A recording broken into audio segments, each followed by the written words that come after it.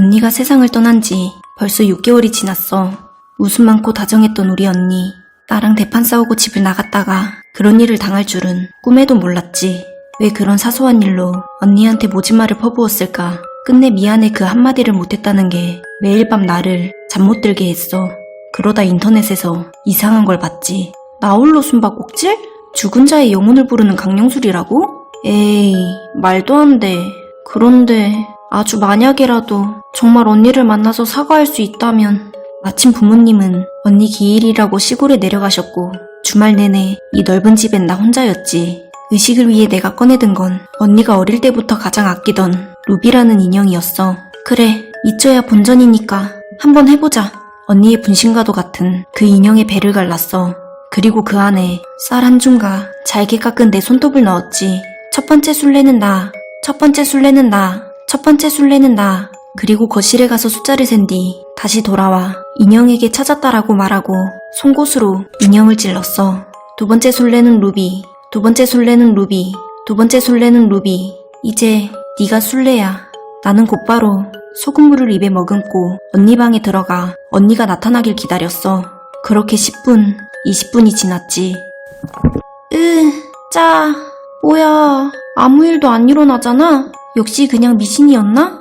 하긴 이런 걸로 언니가 올 리가 없지. 내가 너무 바보 같았어. 그때였어. 거실에 켜둔 TV 채널이 갑자기 바뀌는 거야. 언니가 살아있을 때 매일같이 보던 시끄러운 채널로. 저건 언니가 맨날 보던 채널이잖아? 설마 진짜로 언니가 왔다고?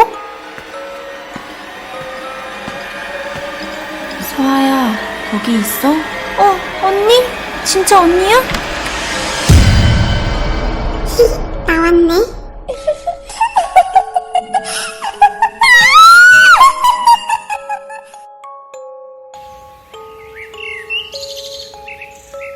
난 그 기괴한 인형의 모습을 보는 순간 온몸이 얼어붙었고 숨조차 쉴 수 없었어.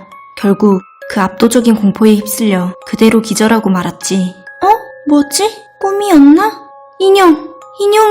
다리에 힘이 풀릴 것 같은 걸 억지로 참으며 화장실 문을 열었는데 거기엔 아무것도 없었어. 그 끔찍했던 인형은 흔적도 없이 사라져 있었지. 마치 처음부터 없었던 것처럼 말이야. 인형이 어디 간 거지? 저건... 네 탓이 아니야. 미안해 하지마? 언니가 정말 왔었던 거야? 언니, 내가 정말 미안해. 거울이 흐릿한 손글씨로 남겨진 메시지는 곧 지워졌지만 그 순간은 나에게 평생 지워지지 않을 기억이 되었어. 사과는 늦었고 용서도 말로 주고받은 게 아니었지만 언니가 다녀간 건 분명했으니까.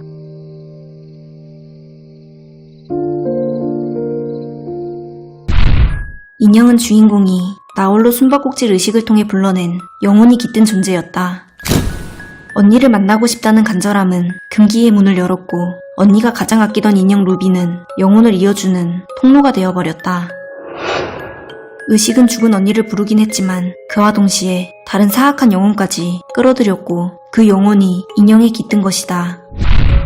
정체불명의 악령이 인형 루비에 깃들어 주인공을 해치려 하자 죽은 언니의 영혼이 나타나 동생을 지켜주었다. 인형이 사라진 것은 언니가 악령을 몰아내고 그 영혼을 소멸시켰기 때문이다. 죽은 언니는 끝내 자신을 지키지 못했다는 죄책감에 매일 시달리던 동생에게 마지막으로 진심을 전한 것이었다. 살아서도 죽어서도 언니는 늘 동생을 먼저 걱정했고 마지막 순간까지도 주인공을 안심시키고 싶었던 것이다.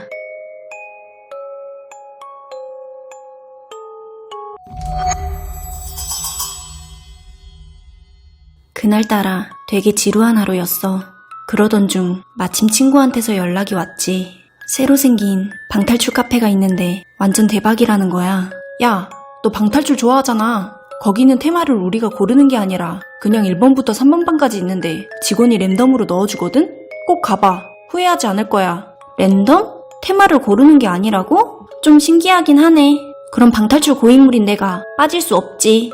랜덤 테마라니 좀 특이하다 싶었지만 마침 할 일도 없고 해서 혼자 그 방탈출 카페로 향했어. 손님, 4번 방으로 안내해드리겠습니다. 4번 방? 분명 3번 방까지 있다 하지 않았나? 그새 업그레이드 된 건가? 직원은 어딘가 지쳐 보이는 얼굴로 나를 4번방 문 앞까지 안내하고는 그대로 돌아가 버렸어. 문을 열고 안으로 들어갔는데 방탈출이라기엔 뭔가 이상했지. 이게 뭐지? 방탈출 맞아? 사방이 타일이고 그냥 텅 빈 수영장이잖아? 저 건너편에 문 하나 있는 거 말고는 아무것도 없는데? 뭔가 잘못 들어온 것 같은데? 이게 대체 무슨 테마인가 어리둥절해서 수영장 주변을 둘러보는데 그 순간이었어. 고요하던 수영장 물속에서 시커먼 미역다발 같은 게 스멀스멀 올라오는 거야. 나는 뭔가 잘못됨을 감지하고 수영장 반대편 문으로 급히 도망쳤어.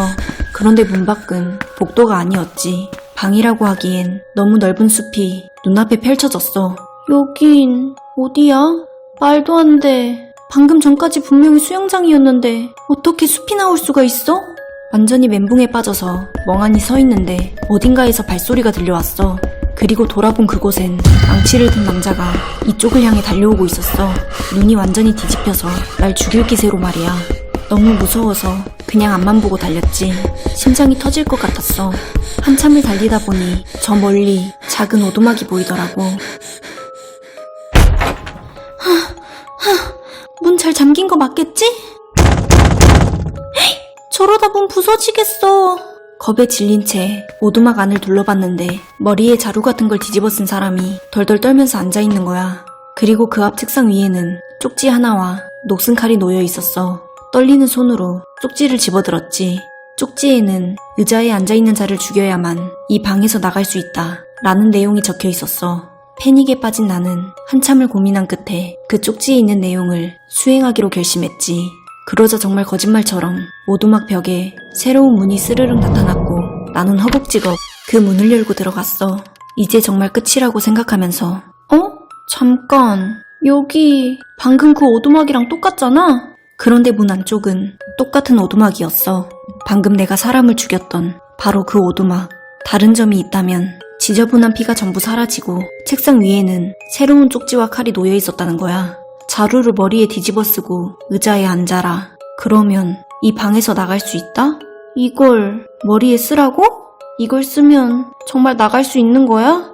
나는 잠시 망설였지만 이 지긋지긋한 곳에서 나갈 수 있다는 희망에 자루를 집어들었지. 그리고 그걸 머리에 뒤집어 썼어. 앞이 완전히 캄캄해졌지. 그리고 시키는 대로 의자에 앉아 덜덜 떨면서 기다렸어. 제발 끝나게 해달라고 빌면서. 숨쉬기가 답답해. 얼마나 기다려야 하는 거지? 바로 그때였어. 쿵 하고 오두막 문이 잠기는 소리가 들렸지. 그리고 겁에 질린 다급한 발소리가 내 앞으로 다가왔어. 곧이어 떨리는 손길이 책상 위에 무언가를 짚는 소리가 들렸지.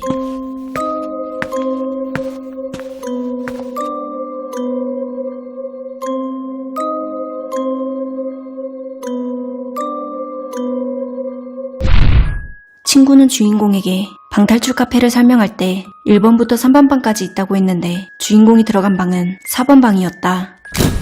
주인공을 안내한 직원은 사실 새로 생긴 방탈출 카페의 직원이 아니었다. 그것은 바로 주인공을 다른 차원으로 끌어들이는 문지기였고 4번 방은 한번 들어가면 다시는 빠져나올 수 없는 악몽 같은 공간이었다. 4번 방은 현실에 존재하지 않는 공간이었으며 지쳐 보이던 직원은 이 끔찍한 순환에 희생자를 밀어넣는 역할을 반복하고 있었던 것이다. 오두막에 자루를 뒤집어 쓴 채 공포에 떨며 앉아있던 사람은 탈출을 위해 제거해야 할 장애물이나 낯선 타인이 아니었다. 그것은 바로 이전의 루프에서 똑같이 살인을 저지르고 이곳에 도달했던 과거의 자기 자신이었다. 주인공은 살인마에게 쫓기는 극심한 공포 속에서 자신이 누구를 죽이는지 깨달을 겨를도 없이 끔찍한 선택을 하도록 내몰린 것이다. 주인공이 쪽지의 지시대로 자기 자신을 죽이고 마주한 새로운 문은 결코 지긋지긋한 방을 빠져나갈 수 있는 희망의 출구가 아니었다. 그것은 바로 살인자의 역할을 끝내고 다음 희생자의 역할을 이어받기 위해 들어가는 끔찍한 무한 루프의 시작점이었다. 주인공은 이제 막 도착한 겁에 질린 자신의 발소리를 들으며 영원히 자신에게 살해당하고 또 자신을 죽여야만 하는 벗어날 수 없는 굴레에 갇히게 된 것이다.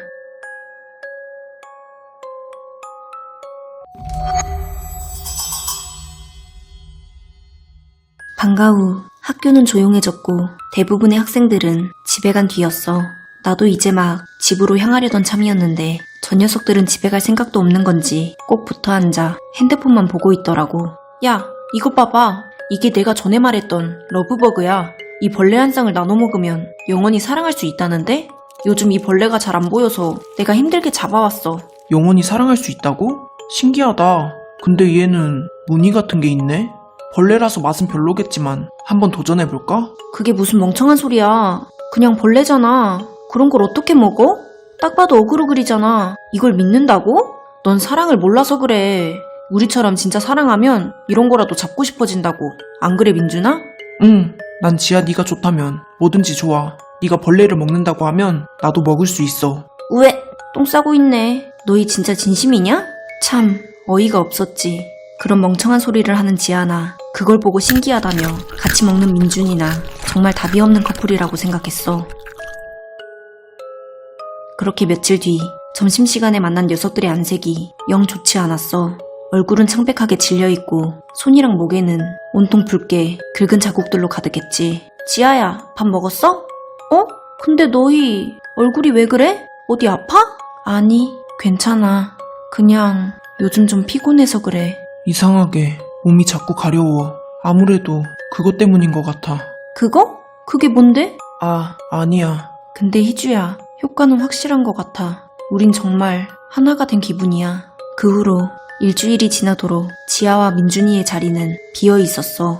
처음엔 감기라도 걸렸겠지 싶었는데 날이 갈수록 교실 안은 묘한 기분이 감돌기 시작했지. 야, 민준이랑 지아는 아직도 학교 안 왔대? 전화도 안 받고 메시지도 안 본대. 담임선생님이 집에 전화했는데 부모님도 며칠째 연락이 안 된다고 하시던데? 연락이 안 된다고? 부모님조차 며칠째 연락이 닿지 않는다는 소리를 들으니 별의별 불길한 생각이 다 들었어.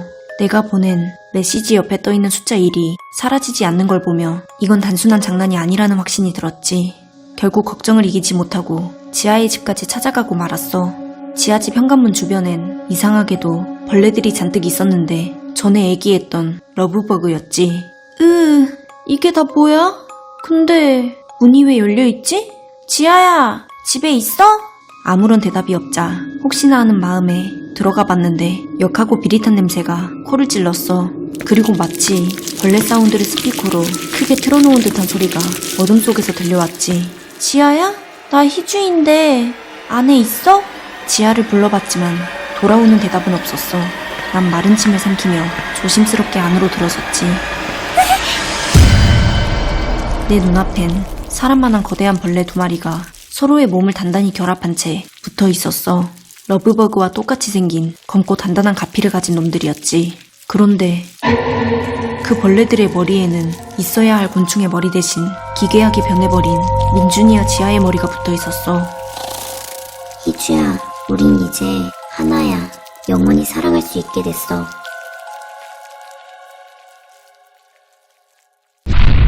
민준이와 지아가 먹은 러브버그는 그냥 평범한 러브버그가 아니었다.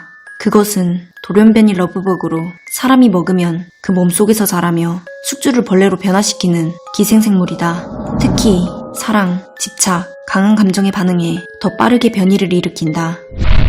지아와 민준의 몸에 나타난 붉은 자국들은 단순한 알레르기 반응이나 벌레에 물린 상처가 아니었다. 그것은 바로 두 사람이 삼켜버린 러브버그가 몸 안에서부터 그들을 잠식하며 벌레로 바꿔놓고 있다는 끔찍한 증거이다. 그 커플은 영원한 사랑을 얻기 위해 러브버그를 먹었고 결국 인간의 모습을 잃은 채 끔찍한 벌레 괴물이 되어버린 것이다. 이는 무언가를 얻기 위해 잘못된 선택을 하면 인간으로서 가장 소중한 것을 잃어버리는 대가를 치르게 된다는 것을 보여준다.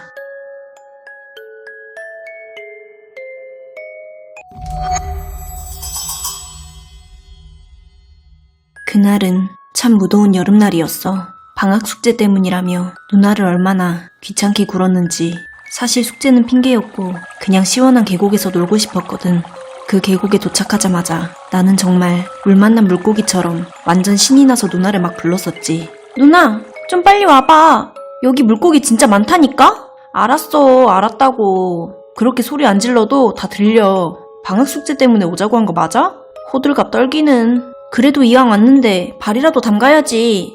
우와, 저기 물고기 있다. 누나, 여기 좀 봐봐. 어디? 오, 송사리밖에 없을 줄 알았는데 생각보다 큰 물고기가 있네. 어?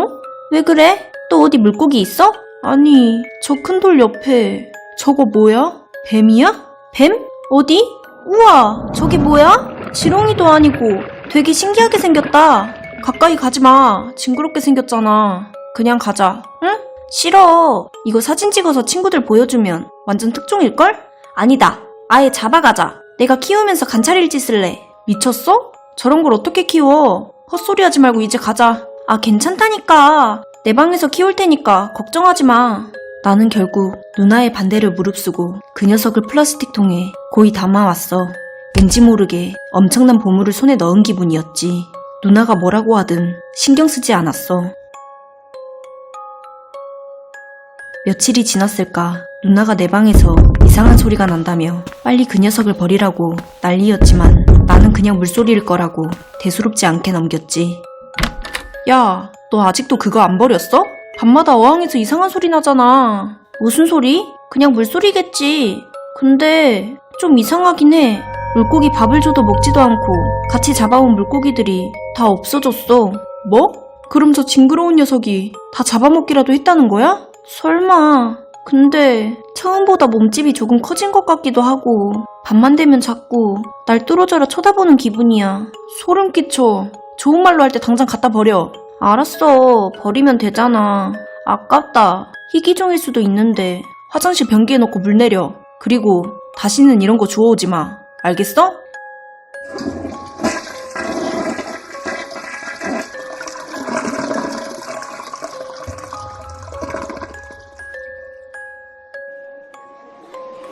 그 찝찝했던 기억도 싹 잊혀질 만큼 시간이 꽤 흘렀어. 그렇게 몇 주 뒤 우리는 워터파크에 왔지. 여기저기서 들려오는 사람들의 함성소리, 물장구 치는 소리에 정신을 차릴 수가 없었어. 정말 많은 사람들이 가득 차 있었지. 누나도 빨리 같이 들어와서 놀자. 난 힘들어서 조금만 앉아서 쉬고 있을 테니까 너나 많이 놀아. 역시 누나는 체력이 저질이야. 아, 아침을 잘못 먹었나? 아까부터 배가 살살 아파오는 것 같은데. 집 화장실이 아니라 그런가 잘 안 나오네. 이게 무슨 소리지? 밖에 무슨 일 있나? 저기요? 밖에 무슨 일 있어요? 나는 잔뜩 겁을 먹고 조심스럽게 화장실 문을 살짝 열었어. 그리고 그 순간 믿을 수 없는 풍경이 눈앞에 펼쳐졌지. 아까까지만 해도 발 디딜 틈 없이 가득했던 사람들이 전부 사라져버린 거야. 온통 핏빛으로 물든 수영장만 덩그러니 놓여 있었어. 이게 다 뭐야? 누나 어딨어? 그리고 나는 보고야 말았어. 그 핏빛으로 물든 수영장 한가운데서 마치 거대한 뱀처럼 몸을 꿈틀거리는 무언가를. 그 끔찍하고 거대한 형체는 내가 분명히 변기에 넣고 물을 내렸던 바로 그 녀석이었지.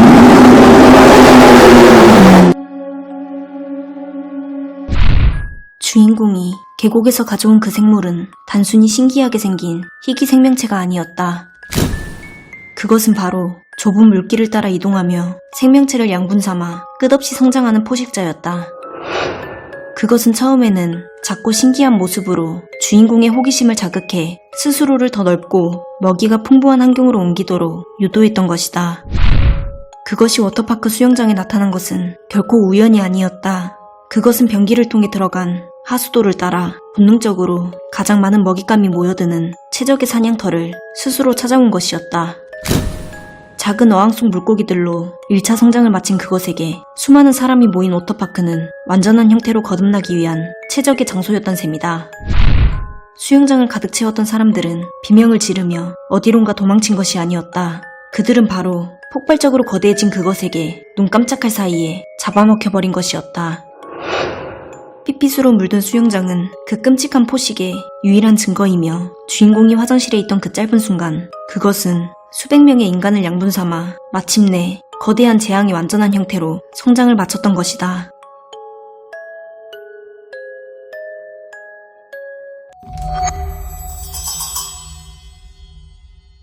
안녕하세요, 사장님. 중고물품 판매대행 알박을 보고 온 사람입니다. 아, 오셨군요. 물건은 다 정리해놨으니 편하게 판매하시면 돼요. 수수료는 말씀드린 대로 30%고요. 아, 네. 그런데 집은 비어있는 건가요? 오늘 여기서 물건만 팔면 되는 거죠? 네, 며칠 뒤에 이사를 갈 예정이라서요. 잘 부탁드립니다. 문은 제가 미리 열어뒀으니 들어가시면 돼요. 집 안으로 들어서자마자 현관문 안쪽에 붙어있는 낯선 종이를 발견했어. 주의사항이라고 적힌 종이였지. 종이는 조금 오래된 것 같았지만 글씨는 뚜렷하게 보였어. 이게 뭐지? 주의사항이라고? 초인종을 연속적으로 누르면 절대로 문을 열지 마시오. 초인종이 연속적으로 울리는 방문자는 물건을 사러 온 사람이 아닙니다. 그들은 당신이 무엇을 파는지 관심이 없습니다. 피부가 초록빛을 띠는 방문자가 찾아오면 무조건 거래를 거절하시오. 그들은 사람이 아닙니다. 밤 10시가 되기 전에 판매를 종료하고 귀가하십시오. 밤 10시 이후에 찾아오는 사람은 없습니다. 이거 완전 공포영화 설정 아니야? 사장님 재밌는 분이네. 뭐 상관없겠지. 물건이나 빨리 팔자. 그런 으스스한 규칙들이 현실에 존재할 리 없다고 생각했어. 나는 그냥 빨리 물건이나 팔아야겠다는 생각뿐이었지. 곧바로 중고마켓 앱에 접속해서 물건 판매글을 올렸어. 얼마 지나지 않아 초인종이 울렸고 나는 인터폰 화면을 확인했어. 안녕하세요. 물건 보러 오셨죠? 네, 맞습니다. 글 보고 왔어요. 들어오세요. 물건들 보시고 필요한 거 가져가시면 됩니다. 상태 좋고 깨끗하네요. 이걸로 할게요. 금액은 계좌로 보냈습니다. 그나저나 아가씨 몸매가 참 이쁘시네요. 아, 네. 감사합니다. 그럼 조심히 들어가세요. 그 불쾌한 남성이 돌아가자 나는 안도의 한숨을 내쉬었어. 으스스했던 주의사항은 그저 누군가의 장난이거나 영화 속의 한 장면처럼 꾸며낸 이야기일 뿐일 거라고 생각했지. 휴, 별거 아니네. 뭐 주의사항 내용이 좀 으스스하긴 했지만 그냥 장난이었나봐. 사장님도 딱히 별다른 말씀 없으셨으니까. 하지만 바로 그때였어. 초인종이 다급하게 쉴 새 없이 연속으로 울리기 시작하는 거야. 나는 너무 놀라서 인터폰 화면을 다시 봤는데 화면에는 평범해 보이는 할머니 한 분이 서 있었어. 어라? 초인종이 연속으로 울렸어. 주의사항에 문 열지 말라고 했는데 그냥 평범한 할머니잖아. 잠깐 기다리고 있으면 그냥 가시겠지 뭐. 나는 그냥 잠시 기다리면 가시겠지 하고 등을 돌려 자리를 피했어. 다행히 초인종 소리는 멈췄고 나는 가슴을 쓸어내렸지. 괜히 주의사항 때문에 쓸데없이 겁을 먹었나 보다 하며 스스로를 다독였어. 시간이 흘러 밤 10시가 가까워졌고 나는 남아있는 물건들을 보면서 그냥 지금 마저 팔고 갈까 하는 생각이 들었지. 에이, 이거 몇 개 안 남았는데 그냥 지금 마저 팔고 갈까? 꼭 10시 전에 갈 필요는 없겠지. 바로 그때 초인종이 다시 울렸고 나는 깜짝 놀라 인터폰 화면을 확인했어. 화면에는 초록색 피부를 가진 아이가 서 있었지. 말도 안 돼. 피부가 진짜 초록색이야. 아이는 눈을 뒤집은 채 아무 말 없이 그저 화면 너머로 나를 빤히 응시하는 것만 같았어. 저건 그냥 분장일 거야. 집주인의 장난이겠지? 사람이 피부가 초록색일 리가 없잖아. 시간이 흘러도 아이는 떠나지 않고 그 자리에 계속 서 있었지. 나는 점점 불안해졌어. 언제 가는 거야? 아무래도 이상해. 정말 주의사항에 나온 규칙들이 전부 장난이 아니었단 말이야?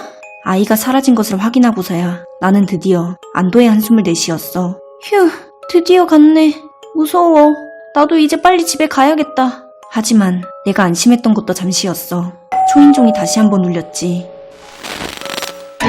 이번에는 기괴하게 생긴 초록색 피부의 거구의 남성이 화면에 서 있었어. 나는 온몸이 굳어버렸지. 또야? 이번에도 초록색 피부잖아. 제발 그냥 가주세요. 잠시 후 남성이 보이지 않자 나는 안심하고 문을 열고 복도로 나섰어. 그런데 복도 구석에 서 있던 그 기괴한 남성이 나를 보고 있었어. 찾았다. 역시 안에 있었네.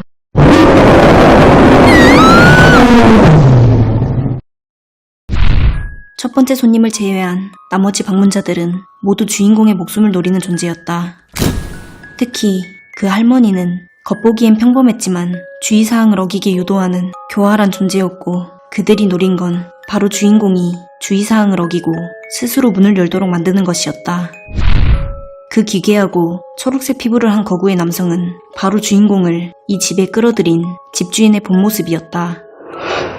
그는 평범한 인간의 모습으로 위장해 주인공에게 주의사항이라는 잔혹한 규칙을 남겨놓고 그 규칙을 어기기를 기다렸던 것이다. 결국 주인공이 규칙을 어기자 더 이상 위장할 필요가 없어진 그는 자신의 원래 모습으로 돌아와 주인공을 해친 것이다. 주인공은 집주인이 남긴 주의사항을 어기고 밤 10시가 넘도록 집에 머물렀다. 결국 주인공은 규칙을 깨뜨린 대가로 끔찍한 최후를 맞이하게 된 것이다.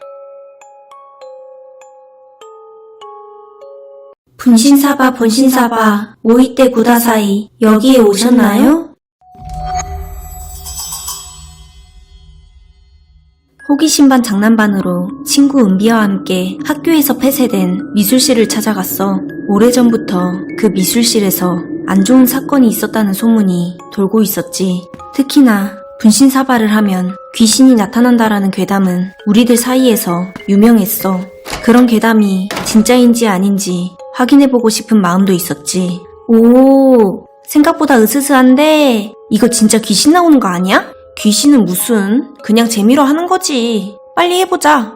긴장된 마음으로 우리는 손을 마주 잡았어. 그런데 의식을 시작하려던 순간 갑자기 뒤쪽 사물함이 덜컥하고 열리는 거야. 우리는 깜짝 놀라서 서로를 쳐다봤지. 조심스레 열린 사물함 앞으로 다가가자 그 안에는 낡고 구겨진 종이 한 장이 있었어. 분신사바 규칙? 종이에 규칙이 적혀 있어? 뭔데? 규칙 1. 윗옷은 반드시 하얀 옷을 입고 할 것. 2. 연필을 의도하여 움직이지 말 것. 3. 진행 중인 의식을 중단할 시 책임은 의식에 참여한 모두에게 있음을 명심할 것. 4. 의식을 끝낼 때 반드시 그녀에게 허락을 받을 것. 5. 또 있어? 왜 이렇게 길어? 근데 1번에 흰옷 입고 해야 한다고 했지? 그거 재밌겠다. 나와 은비는 넥타이와 겉옷을 벗고 흰 셔츠만 남긴 채 분신사바를 시작했어. 그런데 분신사바 본신사바 모이때 구다사이 여기에 오셨나요? 갑자기 손이 이상하게 무거워지더니 연필이 격렬하게 움직이기 시작했어. 동시에 거센 바람소리와 함께 창문이 심하게 흔들렸고 천장에서 종이 위로 붉은 액체가 뚝뚝 떨어지는 거야. 순간 소름이 확 돋아서 비명이 터져 나왔어. 우리는 규칙이고 뭐고 정신없이 그 자리에서 도망쳐 나왔지. 분신사바. 그저 장난삼아 가볍게 시작했던 의식일 뿐이었는데 그날 밤 나는 꿈을 꿨어. 아무도 아무것도 없는 교실. 그런데 그 안에는 또 다른 내가 앉아 있었어. 연필을 잡은 채로 말이지. 그녀는 천천히 고개를 들더니 나를 응시하는 듯 보였는데 어딘가 이상했어. 내 얼굴을 하고 있었지만 내가 아니라는 건 확실했지. 그리고 언제부터인지 뒤쪽에 검은 옷을 입은 여자가 서 있었는데 깔깔깔 웃더라고. 그녀의 웃음소리가 점점 귀를 찢을 듯 커졌고 나는 극심한 고통과 공포에 꿈속에서도 비명을 지르며 눈을 떴어. 그날 학교에서 은비에게 충격적인 이야기를 들었어. 너도 나랑 똑같은 꿈을 꿨다고? 네가 꿈에서 봤다던 그 검은 옷 입은 여자 내 꿈에도 나왔어. 우리는 무서움과 불길함에 휩싸였고 결국 다시 미술실을 찾아가 규칙이 적힌 종이를 제대로 확인했어. 그리고 미처 읽지 못한 규칙을 발견했지. 5. 의식이 끝나면 사용한 종이와 펜을 반드시 태울 것. 6. 의식을 끝내지 못한 참가자는 3일 이내에 다시 같은 장소에서 의식을 마칠 것. 우리에게 남은 선택지는 단 한 가지. 다시 분신사바를 시작해서 끝을 보는 방법. 그것뿐이었어. 분신사바 분신사바 모이때 구다사이 여기에 오셨나요? 어떡해. 나 무서워. 저기 이제 그만 의식을 끝내도 될까요? 제발 우리 그냥 가게 해주세요. 몇 번의 간절한 사정 끝에 연필은 천천히 움직였고 결국 그녀의 허락을 받을 수 있었어. 우리는 서둘러 나가려고 했지만 은비가 힘이 빠졌는지 잘 일어나지 못하길래 나는 친구를 부축하며 미술실을 도망치듯 벗어났어. 그런데 다음날 친구가 등교하지 않은 거야. 선생님 말로는 아파서 당분간 학교에 나오지 못한다고 했는데 나는 왠지 불길한 애감이 들어 결국 하교 후 병원을 찾아갔지. 은비는 의식불명 상태였어. 의사도 원인을 알 수 없다며 스트레스가 가장 큰 요인일 거라고만 했지. 나는 어떻게든 해야만 했고 결국 수소문 끝에 한 무당을 찾아갔어. 무당은 내 이야기를 듣더니 한숨을 푹 쉬며 말했지. 그게 뭐가 그렇게 재밌다고 그따위 짓을 해? 에휴, 네 친구의 한심한 행동 때문에 귀신이 화가 단단히 난 거야. 한심한 행동이요? 은비가 무슨 행동을 했는데요? 나는 눈물을 흘리며 살려달라고 애원했어. 그러자 무당이 복주머니 같은 것에 팥과 부적을 넣어 성냥과 함께 내밀었지. 무당은 다시 그 장소로 돌아가 혼자서라도 마지막 의식을 치러야 한다고 말했어. 그리고 귀신이 허락해주지 않더라도 종이와 펜을 반드시 주머니와 함께 태워야 한다고 말했지. 나는 주머니를 꽉 쥔 채 다시 미술실로 가서 떨리는 손으로 마지막 의식을 시작했어. 역시나 그녀는 의식을 끝내는 걸 허락해주지 않았지.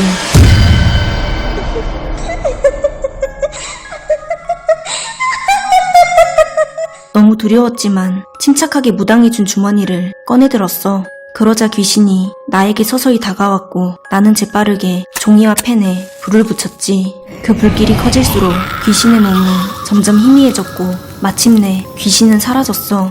불까지 꺼진 걸 확인한 후 미친 듯이 미술실을 뛰쳐나와 친구가 있는 병원으로 달려갔어. 다행히 친구는 눈을 뜨고 있었고 나는 안도의 눈물을 터뜨렸지. 그 후로 우리는 장난으로라도 그런 의식을 하지 않기로 했어. 하지만 여전히 그 폐쇄된 미술실에 가면 마치 누군가를 기다렸다는 듯 한 칸의 사물함이 열린다는 소문이 퍼지고 있어.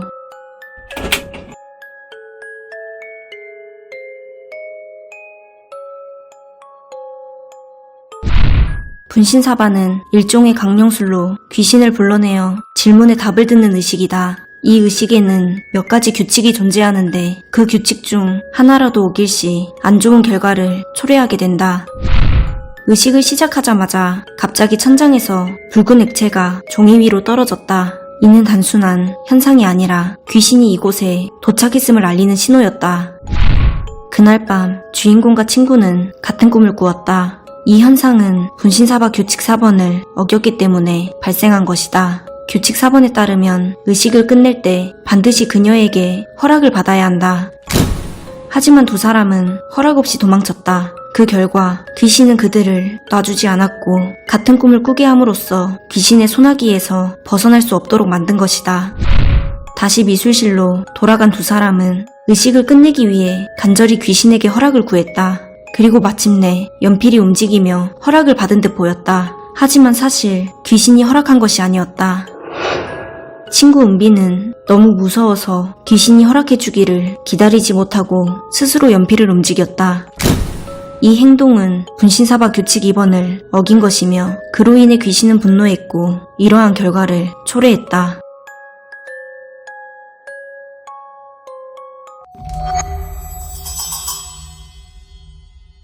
여보세요? 뭐? 사정이 생겨서 엄마를 돌볼 수 없게 됐다고? 어떡하지? 나도 일 때문에 시간이 없는데. 엄마, 무슨 일이야? 네 외할머니가 많이 편찮으시대. 치매가 심해져서 혼자 계시는 게 어렵다는데 이모가 사정이 생겨서 당분간 할머니를 돌봐드릴 수가 없다네. 뭐? 그럼 어떡해? 할머니 혼자 계셔야 해? 그래서 그런데 다정이 네가 이번 여름방학 동안 돌봐드려야 할 것 같은데 괜찮겠어? 내가? 아, 왜? 나 방학에 약속 많단 말이야. 그렇다고 네 할머니를 혼자 둘 수는 없잖니. 이번 방학에만 가서 고생 좀 해. 그 대신 용돈 많이 줄게. 에휴, 알겠어. 어쩔 수 없지 뭐.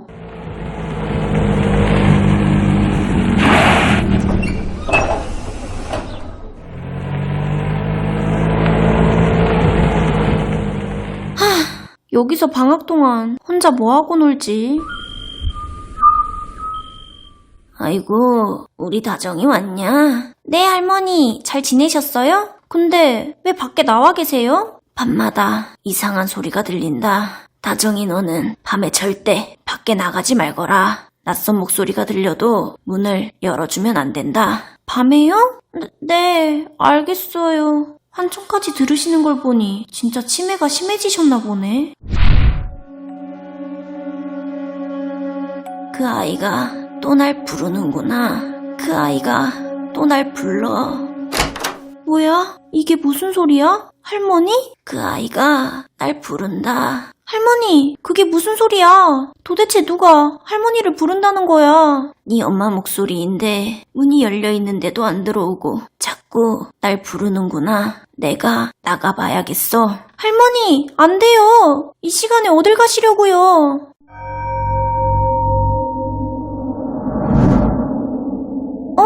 저게 뭐지? 야생동물인가? 에이, 모르겠다. 할머니, 저희 어서 들어가서 자요.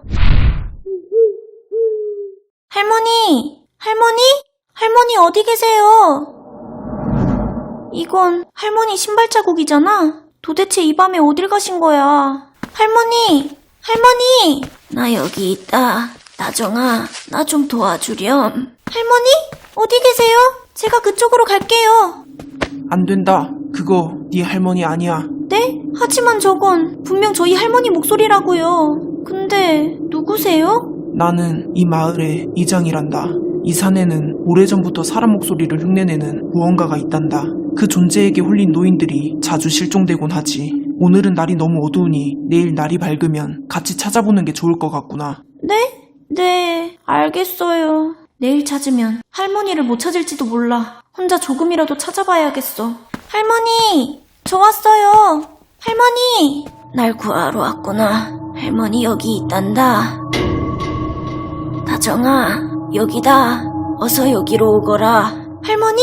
할머니 맞아요? 다정아, 내가 진짜다. 절대 거기로 가면 안 된다. 어서 나에게 오거라. 뒤에서도 할머니 목소리가 들리잖아. 도대체 누가 진짜 우리 할머니인 거야?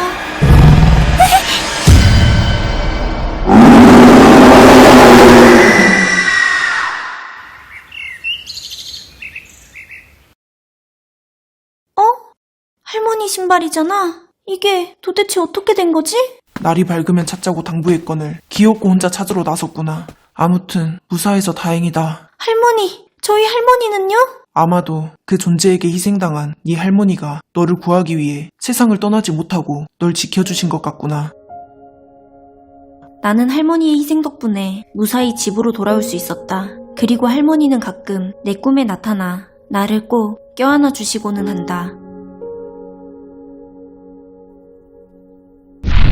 장산범은 하얀 털을 가진 호랑이 요괴로 사람의 목소리를 흉내내어 유인하는 능력을 가지고 있다. 이 요괴의 가장 무서운 점은 단순히 살아있는 사람의 목소리뿐만 아니라 죽은 자의 목소리까지도 똑같이 흉내낼 수 있다는 것이다. 할머니는 밤마다 누군가 자신을 부르는 소리가 들린다고 했다. 하지만 사실 할머니가 들은 목소리는 치매 환자의 환청이 아니라 장산범이 유인하기 위해 내는 소리였다. 주인공이 들었던 할머니의 목소리는 실제 할머니의 것이 아니라 할머니를 잡아먹은 후 장산범이 할머니의 목소리를 흉내낸 것이었다. 장산범은 한 명을 잡아먹고 나면 그와 가까운 사람의 목소리를 이용해 또 다른 희생자를 유인한다. 그리고 이번에는 주인공이 그 대상이 되었던 것이다. 장산범이 할머니의 목소리를 흉내내며 주인공을 유인할 때 또 다른 할머니의 목소리가 들렸다. 이는 돌아가신 할머니가 끝내 저승으로 가지 못하고 손녀를 지키기 위해 마지막 힘을 다해 도움의 손길을 내민 것이다.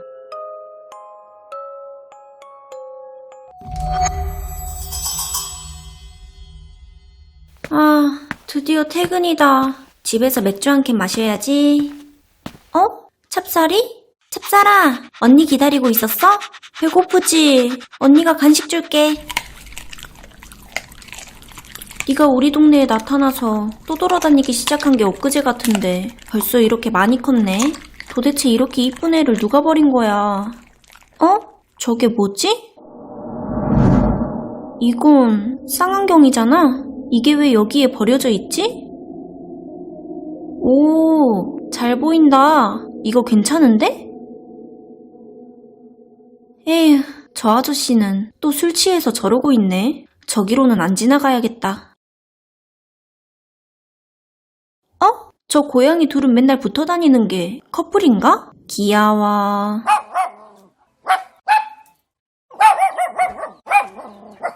찹쌀이잖아? 쟤는 언제 저기까지 간 거야? 근데 왜 짖는 거지? 평소엔 짖지도 않는 애가. 저게 뭐야? 사람이야? 근데 저 사람 왜 쓰레기를 뒤지고 있지? 설마 먹고 있는 건가?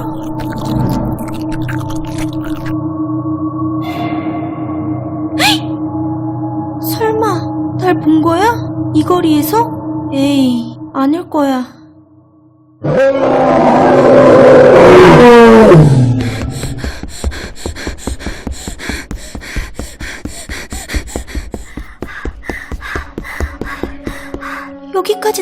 오진 않겠지? 휴, 다행이다. 그 녀석 진짜 뭐였지? 112, 경찰서에 신고해야 돼. 여보세요? 경찰서죠? 여기. 여보세요? 말씀하세요.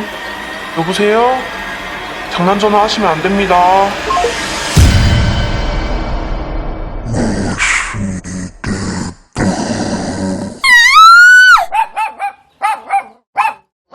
이 소리는 찹쌀이?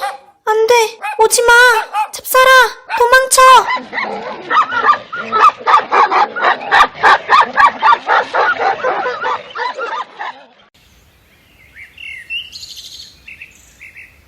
왜 아무 소리도 안 들리지?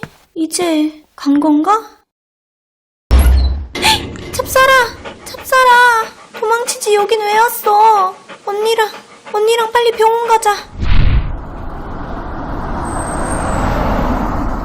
견주분께서 빨리 조치를 취해주신 덕분에 금방 회복할 수 있었습니다. 견주분 맞으시죠? 네? 견주요?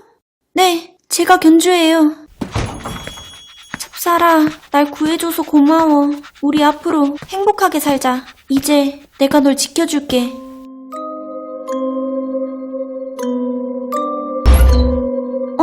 여기 있던 쌍안경 어디 갔지?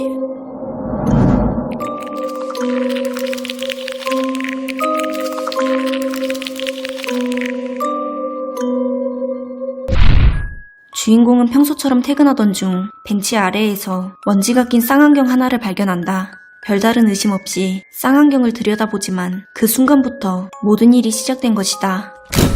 이 쌍안경은 단순한 물건이 아니라 특정 존재를 볼 수 있는 수단이며 동시에 그 존재에게 보이는 매개체이다. 이 존재는 쌍안경을 사용한 사람을 인식한 뒤 그 사람을 추적해 공격한다. 이는 그 존재가 생명을 유지하기 위해 쌍안경을 미끼로 삼아 인간을 유인하는 기생체임을 보여준다. 찹쌀이는 이야기 초반엔 단순히 동네에서 챙겨주는 유기견처럼 보인다. 그러나 후반부 괴물이 주인공을 위협하는 상황에서 찹쌀이는 목숨을 걸고 주인공을 지키기 위해 괴물과 맞서 싸운다. 이는 찹쌀이가 자신을 돌봐준 주인공에게 은혜를 갚으려 했던 행동으로 해석할 수 있다. 마지막 장면에서 주인공이 다시 집으로 돌아왔을 때 마당 평상에 올려놓았던 쌍안경이 사라져 있었고 그 쌍안경은 처음 발견됐던 벤치 아래에 다시 놓여 있었다.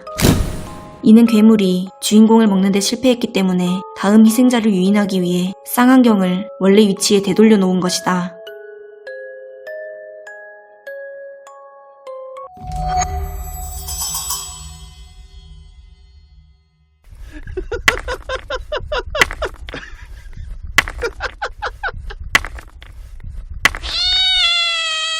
저 인간 또 저러네. 나이 먹고 할 짓이 저렇게 없나? 에휴, 내버려둬. 저런 인간들은 나중에 똑같이 당하게 돼 있어.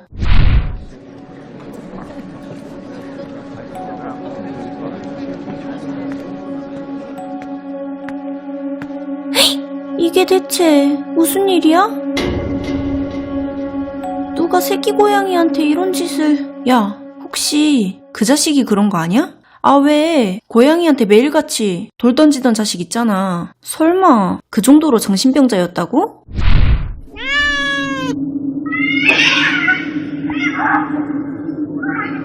아, 고양이 울음소리 때문에 잠을 못 자겠네. 오늘따라 왜 이렇게 우는 거야? 고양이들이 안 보이잖아? 분명 싸우는 소리였는데. 저건 도대체... 여기가 아니었네?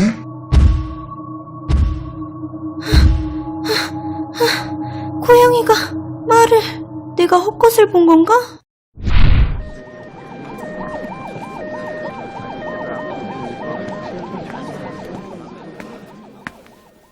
소연아, 여기서 뭐해? 무슨 일 있어? 그... 고양이 괴롭히던 사람 있잖아. 어젯밤에 죽었대. 그것도 어제 새끼 고양이들처럼 머리가 터진 채로 말이야. 뭐? 여기가 아니었네? 그럼 내가 어제 본 게 설마... 왜? 너 어제 뭐 봤어? 뭐 본 거지? 뭐 봤는데? 아니야, 아무것도.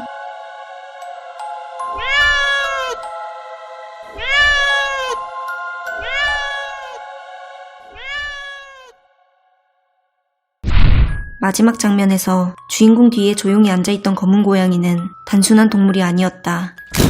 그 고양이는 며칠 전 죽임을 당한 새끼 고양이들의 엄마였고 주인공이 창밖에서 마주쳤던 거대 고양이의 원래 모습이었다. 주인공은 거대 고양이와 마주쳤지만 고양이는 단 한마디만 하고 사라졌다. 거대 고양이는 새끼들을 죽인 인간을 찾아 헤매는 중이었고 주인공은 그 대상이 아니었기 때문에 해를 입지 않았던 것이다. 동네에서 늘 고양이를 괴롭히던 남자는 새끼 고양이들을 직접 죽인 범인이었고 자신이 고양이들을 죽인 방식 그대로 끔찍한 최후를 맞이한 것이다.